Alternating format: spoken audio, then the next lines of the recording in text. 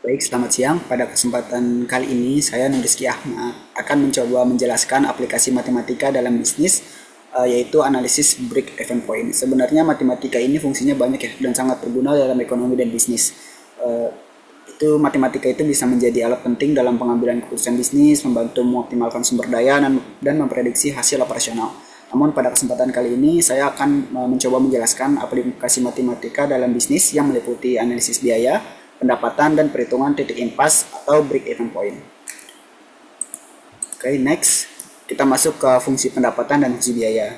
Dalam analisis bisnis, dua fungsi ini sering digunakan, yaitu fungsi pendapatan atau revenue dan fungsi biaya atau cost. Fungsi pendapatan menyatakan jumlah uang yang diperoleh dari penjualan produk. Secara matematis dapat dituliskan sebagai Rx atau fungsi revenue sama dengan P dikali X, di mana P ini adalah price atau harga jual per unit dan X adalah jumlah unit yang terjual.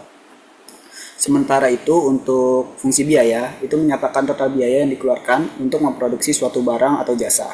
Secara matematis dapat dituliskan sebagai C buka kurung X atau fungsi cost sama dengan fixed cost ditambah variable cost dikali X, di mana FC ini adalah biaya tetap atau tadi disebut fixed cost, dan VC ini adalah biaya variabel per unit atau fix atau variable cost. Di bawah ini ada rumusnya juga, fungsi pendapatan dan fungsi biaya. Next, lanjut ke analisis break-even point. Analisis break-even point adalah metode untuk menentukan titik di mana pendapatan sama dengan biaya, sehingga perusahaan ada di posisi tidak mengalami keuntungan maupun kerugian.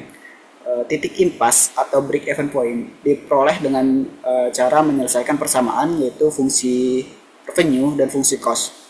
Itu diturunkan ke bawah, fungsi revenue menjadi P dikali X dan fungsi cost menjadi fixed cost ditambah variable cost dikali X, sehingga nanti ketemu dengan mengatur persamaan ulangnya itu kita dapat rumus X sama dengan fixed cost dibagi P dikurangi variable cost.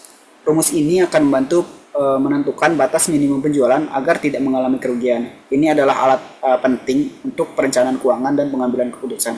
Di bawah ini ada di nomor 1, 2, dan 3 itu ada step-stepnya, yaitu untuk menghitung rumus break-even point ini. Oke, selanjutnya ini adalah penerapan dalam bisnis. Penerapan analisis break-even point ini sangat berguna dalam dunia bisnis karena analisis ini bisa membantu dalam banyak hal. Yang pertama yaitu perencanaan produksi. Jadi ketika perusahaan sedang melakukan produksi, perusahaan bisa menentukan jumlah unit minimum yang harus diproduksi agar biaya tetap tertutup. Maksudnya, tentu sebelum melakukan penjualan, perusahaan perlu melakukan analisis produksi.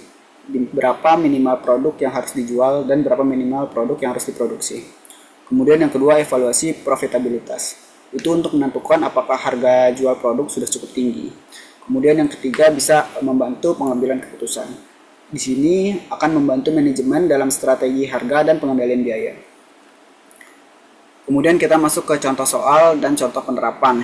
Yang pertama, ada sebuah perusahaan memproduksi suatu barang dengan biaya tetap sebesar 100 juta dan variabel per unitnya sebesar 30.000. Harga jual per unit atau P sebesar 50.000. Selanjutnya kita akan menentukan yang pertama jumlah unit yang harus dijual agar perusahaan mencapai titik break even atau break even point.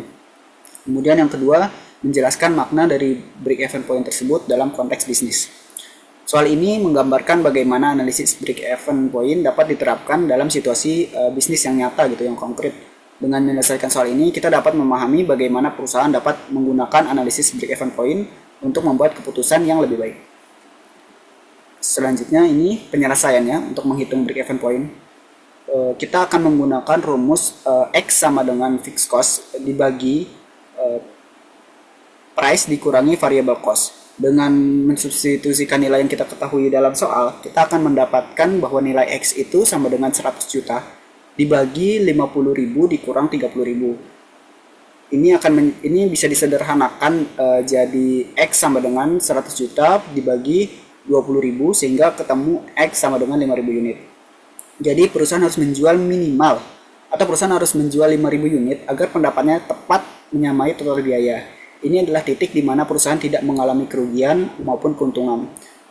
Jadi seminimalnya itu perusahaan harus menjual 5.000 unit. Kalau perusahaan menjual di bawah 5.000 unit, perusahaan akan mengalami kerugian. Jadi sebaiknya perusahaan bisa mungkin untuk menjual di atas 5.000 unit. Kemudian makna dari break-even point tersebut.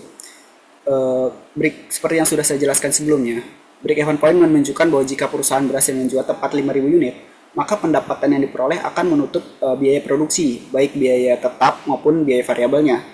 Tapi apabila penjualan di bawah 5.000 unit akan menyebabkan kerugian, sedangkan penjualan di atas 5.000 unit itu akan menghasilkan keuntungan bagi perusahaan. Kalau perusahaan paham dengan makna break-even point ini, perusahaan dapat menetapkan target penjualan yang realistis dan membuat keputusan yang lebih baik tentang harga produksi dan investasi. Ini adalah alat penting untuk manajemen keuangan dan perencanaan strategis. Ini adalah grafik dari soal yang tadi. Baik, kita coba analisis grafiknya. Grafik analisis break-even point menunjukkan fungsi pendapatan atau RX yang meningkat secara linear dan fungsi biaya kos yang juga meningkat dari biaya tetap awal.